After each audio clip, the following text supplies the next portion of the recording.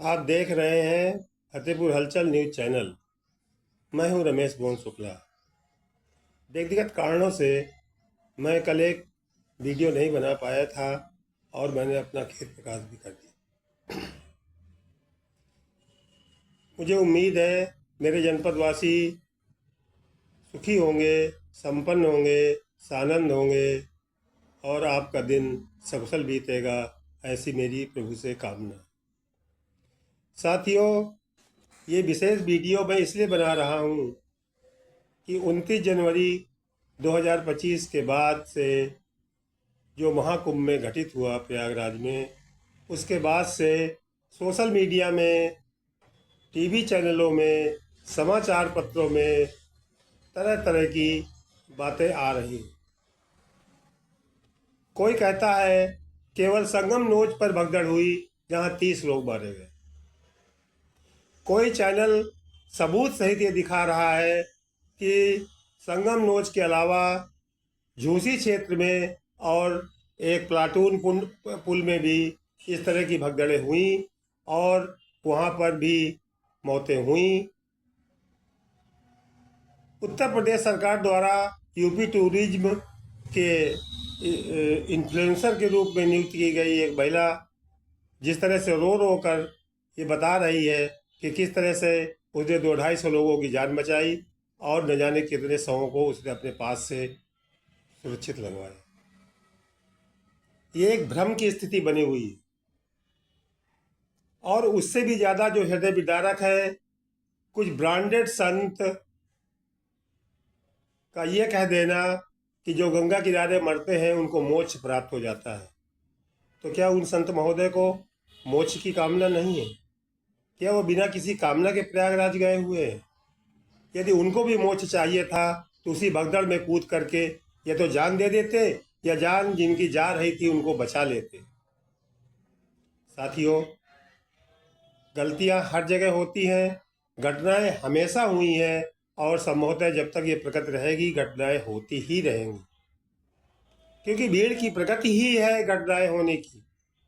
भीड़ कहीं भी हो, किसी के पारिवारिक समारोह में भीड़ हो जाए आवश्यकता से अधिक तो वहाँ भी घटनाएं घट जाती हैं। रेलवे स्टेशन में भीड़ हो जाए आवश्यकता से अधिक, वहाँ भी घटनाएं घटित हो जाती हैं।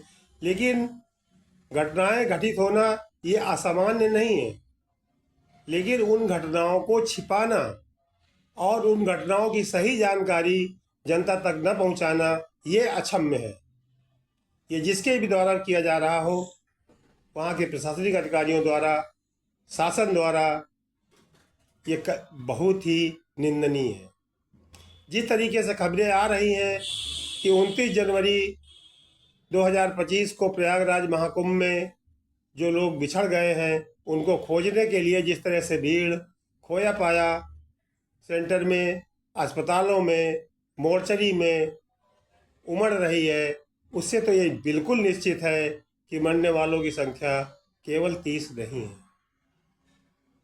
साथियों, जैसा मैंने कहा कि गलतियां होना एक स्वाभाविक बात है, लेकिन उन गलतियों को छिपाना या उन घटनाओं को दबाना ये एक महापाप का कृत्य है और अगर ऐसा किया जा रहा है तो उसके दोषी प्रयागराज कुंभ का वो प्रशासन और उत्तर प्रदेश का शासन ही है। क्या फर्क पड़ता है यदि हम घटनाओं को सच सच बता दें, तो जो लोग भटक रहे हैं अपनों को पाने के लिए उनको मन को शायद शांति मिल जाए और वो अपने लोगों का विधिवत जो है क्रिया संस्कार भी कर सके। हम सनातन को मानने वाले हैं, हम सर्वे भवन्ति सुखिनः सर्वे सन्तु निरामया की बात करने वाले हैं और उसके बाद भी सत्ता में बैठकर, सत्ता के शीर्ष में बैठ कर के इन घटनाओं को छिपाना हमारे लिए कहीं से भी शोभादायक नहीं लगता। एक सनातन धर्म के सर्वोच्च धर्मगुरुओं में से एक जगत गुरु शंकराचार्य स्वामी अमृतेश्वरानंद जी ने कुछ कड़ी आलोचना कर दी तो उत्तर प्रदेश शासन के समर्थक लोग उनके विरोध में सोशल मीडिया में तमाम तरह तरह की भद्दी गालियां दे रहे हैं। क्या इस दुनिया में कोई ऐसा दूसरा धर्म भी है जिसके अनुयायी अपने सर्वोच्च धर्म गुरु के बारे में इस तरह के अपशब्द कहते पाए जाते हैं? नहीं। और यही कारण है कि हम सनातन धर्म का प्रचार तो करते हैं, सनातनी होने की बात तो करते हैं, लेकिन हमारा धर्म हमें निरंतर सिकुड़ता चला जा रहा है।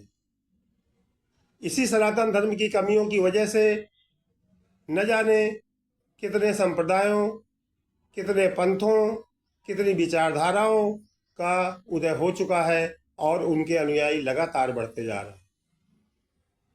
यदि हम मान लें कि हम सनातन हैं, तो हम निरंतर सिकुड़ते चले जा रहे हैं। एकमात्र देश भारत, जिसको हिंदुस्तान कहा जाता है, उसके भी कुछ प्रदेशों तक सीमित रह गए। और जो इस सनातन से निकले हुए धर्म हैं, चाहे वो बौद्ध धर्म हो, चाहे इस्लाम धर्म हो, निकले तो इसी सनातन से ही होंगे ना, क्योंकि हम तो आदि से हैं और अंत तक रहेंगे। तो हम आदि के बाद ही तो ये सारे धर्म निकले हैं। जो धर्म 2025 वर्ष पूर्व निकला, आज विश्व में उसके 188 देश हैं। और जो धर्म 1455 वर्ष पूर्व निकला, उसके अनुयायी बढ़े और उसके 56 देश हैं। हमसे ही निकले बौद्ध धर्म के अनुयायियों के भी दशाधिक देश हैं इस दुनिया में, और निसंदेह वो अपने धर्म के प्रति इतने कट्टर हैं, अपने धर्म के प्रति इतने जागरूक हैं और अपने धर्म के प्रचार प्रसार के लिए वो निरंतर प्रयत्नशील रहते हैं, कभी उसकी निंदा नहीं करते। और यही कारण है कि सनातन धर्म के अलावा जितने भी धर्म हैं दुनिया में, वो लगातार बढ़ते जा रहे हैं और हम सिकुड़ते जा रहे हैं। तो क्या हमको ये सोचने की आवश्यकता नहीं है कि कुछ तो कमियां हैं हम में, जिनकी वजह से हम बढ़ नहीं पा रहे? अभी कल एक घटना सामने आई कि किसी एक अखाड़े के संस्थापक ने अपने आचार्य महामंडलेश्वर को ही निकाल दिया। कुछ लोग वर्तमान जो 4 शंकराचार्य है, उनको असली शंकराचार्य मानने के लिए ही तैयार नहीं है। कैसी विडंबना हो गई है इस देश में कि जो संत, जो पत्रकार, जो साहित्यकार सत्ता की चाटुकारिता करते नजर आते हैं, उनको तो असली माना जाता है, और जिन्होंने विरोध में स्वर निकाल दिए, उनको जो है सत्ता विरोधी मान लिया जाता है और उनका लगातार तिरस्कार किया जाता रहता है। साथियों, यदि राजा ही सब कुछ सही करता होता, ये मान लिया जाए, तो विपक्षी दलों की, समाचार पत्रों की, चैनलों की, साहित्यकारों की फिर तो कोई आवश्यकता ही नहीं।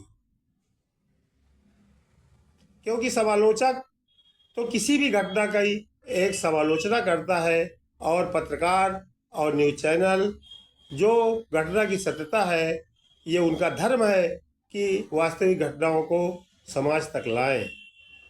और यदि इससे उनको रोका जाता है, तो ये न केवल धर्म के विरुद्ध है, बल्कि संविधान के भी विरुद्ध है और मानवता के भी विरुद्ध है।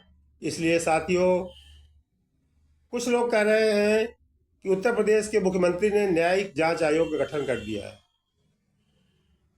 इन जांच आयोगों के परिणाम क्या होते हैं, लगभग इस देश का हर आदमी जानता है। पिछले कुछ दिनों में हरिद्वार में एक धार्मिक आयोजन में शताधिक लोगों की मौतें हुई थी, उसमें भी जांच आयोग बना था, और उस जांच आयोग के परिणाम क्या हुए? क्या वो उस घटना के दोषी लोग दंडित हुए, जेल भेजे गए, उन पर क्या कार्रवाई हुई, आज सब बिसरा दिया गया। और संभवतः हमारे राजनेताओं को यही भ्रम ये सब करने के लिए विवश कर देता है कि हिंदुस्तान की जनता बहुत भुलक्कड़ है, कुछ समय बाद वो सारी घटनाएं भूल जाती।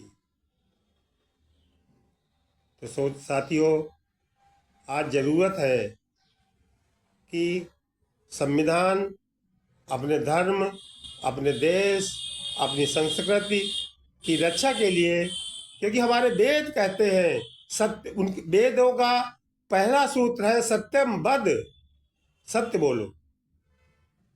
और यदि हम अपने को वैदिक कहते हैं, सनातन कहते हैं, तो सत्य बोलने से हमको घबराना नहीं चाहिए, चाहे हम सत्ता में हो या हम विपक्ष में हो।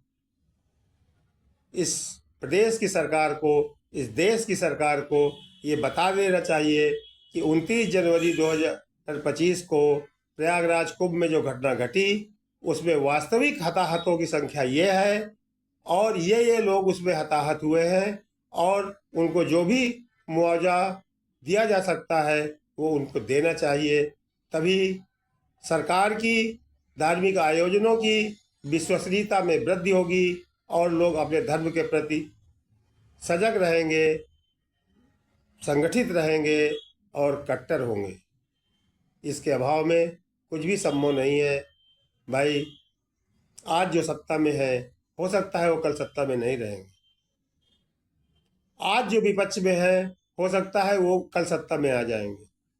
लेकिन मैंने देखा है इन 78 सालों में कि जो भी सत्ता में बैठता है, सत्ता का सुरांग एक होता है, सत्ता का सिद्धांत एक होता है। इसलिए हमेशा सत्ता के द्वारा किए जा रहे गलत कामों का विरोध करना हर मनुष्य का पहला कर्तव्य होना चाहिए। केवल विरोध के लिए विरोध नहीं, विरोध इसलिए कि उसके द्वारा ये गलत किया जा रहा है और उसको वो भविष्य में सुधार ले। तभी इस देश की, इस धर्म की, इस संस्कृति की प्रगति हो सकती है, अन्यथा ये असंभव है।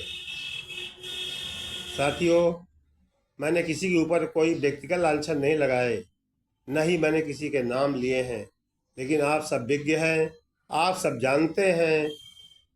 और आइए अपने निजी के कुछ कामों को छोड़कर अपने धर्म के प्रति, अपने राष्ट्र के प्रति और होने वाले मानवीय अत्याचारों के खिलाफ हम उठ खड़े हों और उनका मुखर विरोध करें। जय हिंद, जय भारत। आप देख रहे हैं फतेहपुर हलचल न्यूज चैनल। मैं हूं रमेश मोहन शुक्ला। जनपद फतेहपुर की घटनाओं के संबंध में मैं शाम को फिर आपसे मिलूंगा। तब तक के लिए मुझे आज्ञा दीजिए। धन्यवाद।